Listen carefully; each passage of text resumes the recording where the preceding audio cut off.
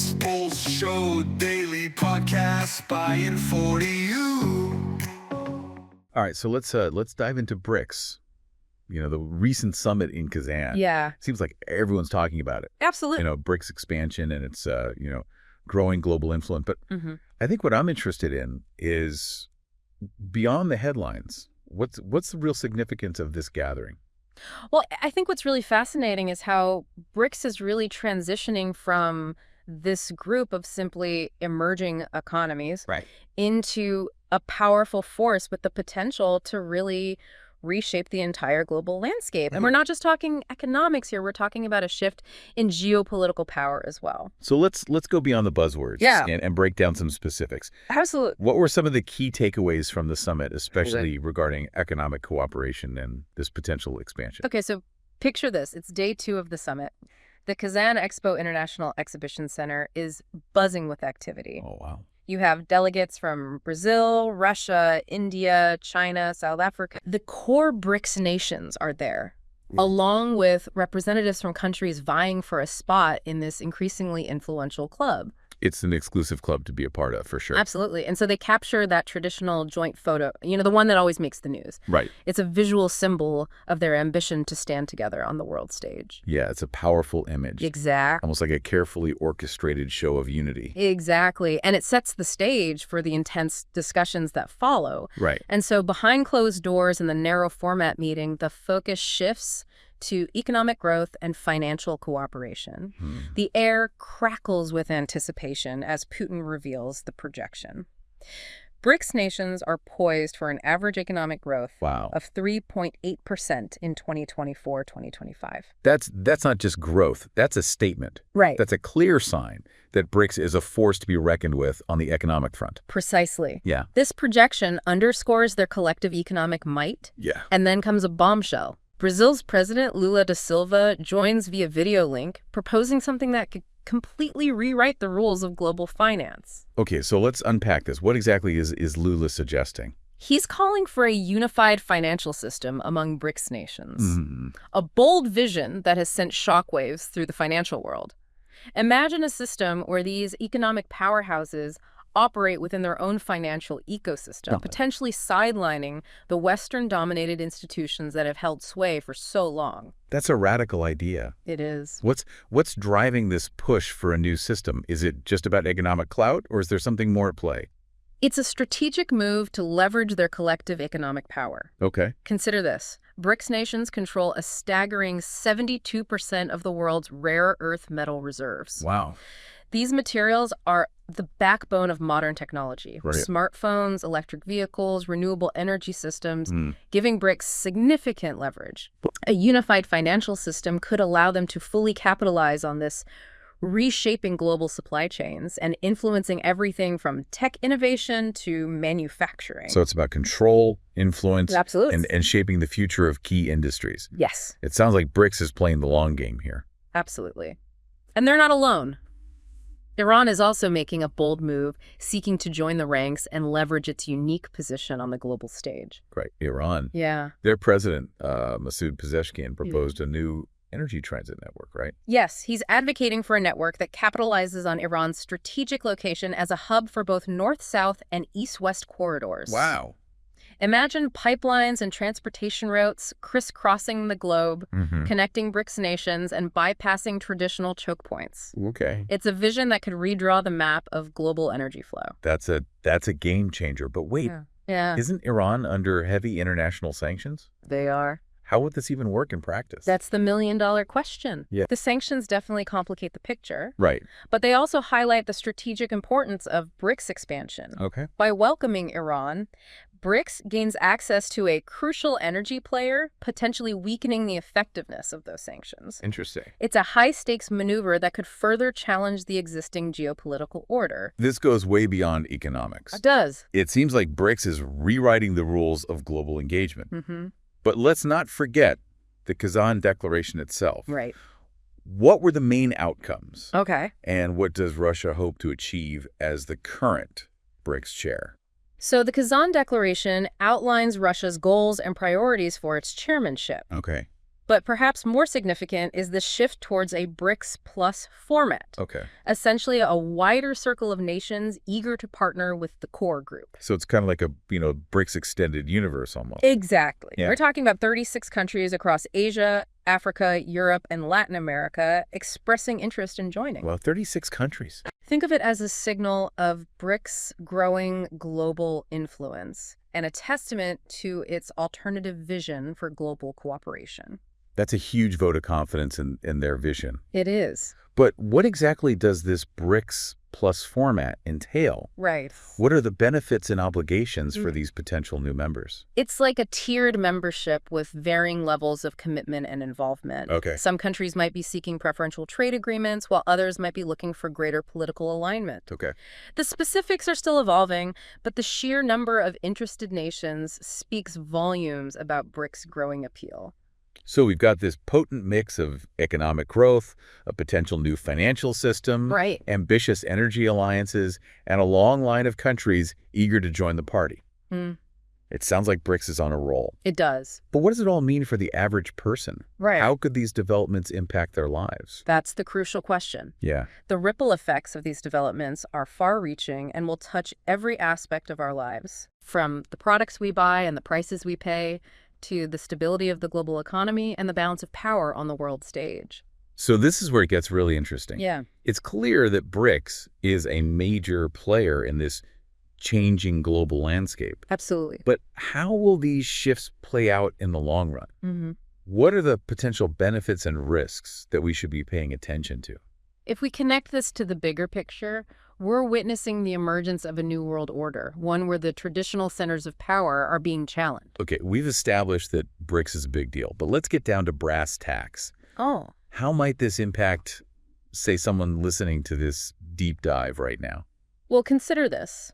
A unified BRICS financial system could lead to alternative payment systems, potentially impacting international trade and even personal transactions. Wow. It could affect how you invest, where you bank, even the value of your currency. That's a pretty big what if. And what about this energy network Iran's proposing? Right. How might that play out on a global scale? Imagine a network of pipelines and transportation routes connecting BRICS nations and beyond, Right. bypassing traditional choke points and potentially reshaping energy markets. Okay. This could mean shifts in energy prices, new investment opportunities, and even geopolitical realignments as nations scramble to secure their energy needs. So essentially, we're talking about a domino effect. Yes. One change in the BRICS landscape could trigger a cascade of consequences across the globe. Precisely. And it's important to remember that this isn't happening in a vacuum. Right. We're already seeing rising global tensions, economic uncertainty, and a growing sense of multipolarity. BRICS expansion could accelerate these trends, creating both opportunities and risks that we need to be prepared for. This raises an important question. Is this shift towards a multipolar world a good thing or a bad thing? I mean, for decades, we've operated under a system largely dominated by Western institutions. Is shaking things up necessarily beneficial? That's where things get really nuanced. A multipolar world has the potential to be more balanced, with a greater diversity of voices and perspectives shaping global decisions. It could also lead to more regional cooperation and a diffusion of power. Okay, so less of a one-size-fits-all approach and more of a let's tailor solutions to specific regions and needs kind of vibe. Exactly. However, there are also risks. Yeah. A multipolar system could be more prone to instability, with competing powers vying for influence and potentially leading to conflict. There's also the concern that a shift away from established norms and institutions could create a vacuum, leaving space for new actors with potentially less than democratic agendas to fill the void. It's almost like humanity is at a crossroads, facing a choice between clinging to the familiar, even if it's flawed, or venturing to uncharted territory with both the promise of progress and the potential for peril. It's a lot to wrap your head around. It is. And it underscores the importance of critical thinking, informed decision-making, and engaging in constructive dialogue about these complex issues. Yeah. We need to move beyond simplistic narratives of us versus them and embrace the complexities of a world in transition. I love that. Embracing the complexities. Yeah. It's a reminder that there are no easy answers, no black and white solutions. Right. But by understanding the nuances, by listening to diverse perspectives, Yeah. we can navigate this changing landscape with greater awareness and hopefully a bit more wisdom. Now, you mentioned earlier that BRICS expansion could create both opportunities and risks. Can you give us some concrete examples of what those might look like? Certainly. On the opportunity side, consider the potential for increased trade and investment between BRICS nations and their partners. Okay. This could lead to economic growth, job creation, and technological innovation, especially in developing countries. Right. There's also the potential for greater cooperation on shared challenges like climate change, poverty, and disease. So a rising tide that lifts all boats, so to speak. Right. But what about the flip side? What risks should we be keeping an eye on? One concern is that BRICS expansion could exacerbate existing geopolitical rivalries, particularly between China and the United States. Right. This could lead to increased military spending, a more volatile global security environment, and potentially even conflict. There's also the risk that BRICS could become a vehicle for authoritarian influence, undermining democratic values and human rights. So it's a delicate balancing act. It is. The potential for good is there, but so is the potential for things to go sideways. Absolutely. And it all hinges on the choices that BRICS leaders make, Yeah. both individually and collectively. This is where I think individual responsibility comes in. It's easy to feel overwhelmed by the scale of these global shifts, like our actions don't really matter. Right. But that's simply not true. I completely agree. It's more important than ever for individuals to stay informed, engage in critical thinking, and hold their leaders accountable. Don't underestimate the power of your voice, your vote, and your choices. We are all stakeholders in shaping the future, and our collective actions will determine whether this new world order becomes a force for good or a source of instability. Powerful stuff. Yeah, It sounds like we're all part of this grand experiment unfolding on the world stage. we are. So how do we even begin to make sense of it all? And what role can we as individuals play in navigating this uncharted territory?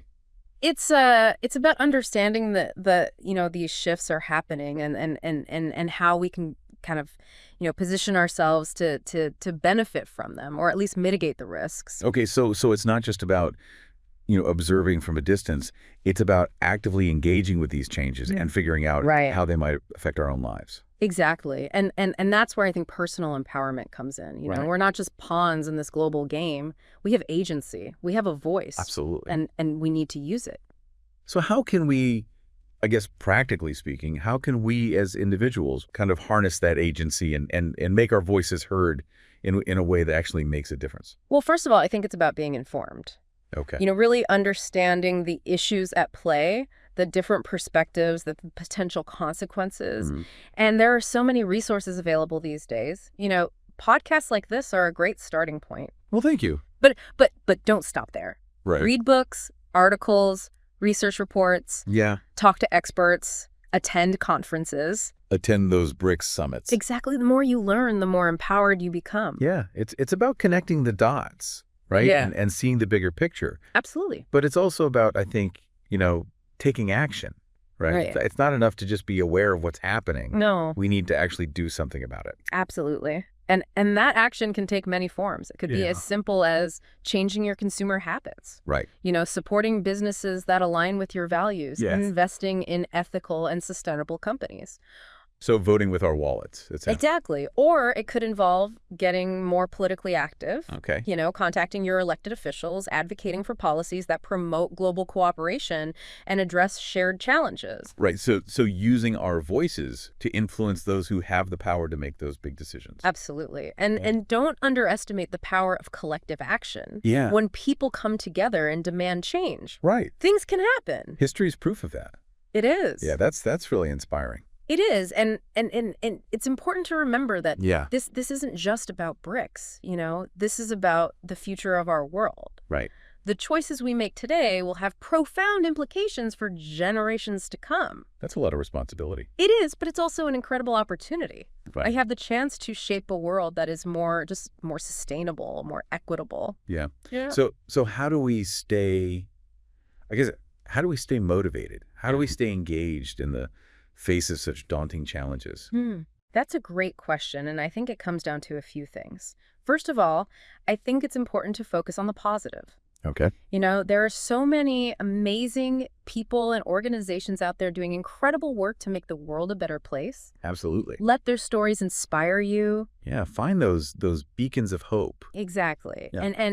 And second, I think it's important to Find your tribe, connect with like-minded individuals who share your values and your passion for change. Right. Find your community. Exactly, because when you're working together, when you have that support system, it makes all the difference. It makes those challenges seem a little less daunting. Absolutely. Yeah. And finally, I think it's important to remember that change takes time.